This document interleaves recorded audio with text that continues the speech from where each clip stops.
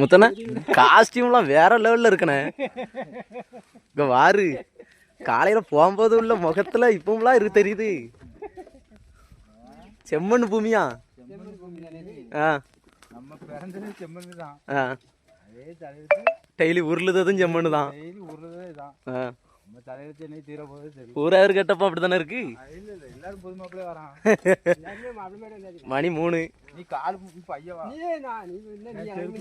2 பேரும் விழுந்துறாங்க. அவர் கையில வேற 60 வேற வச்சிருக்காரு.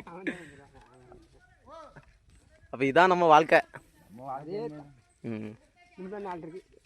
இன்னும்லாம் நாள் இருக்கா?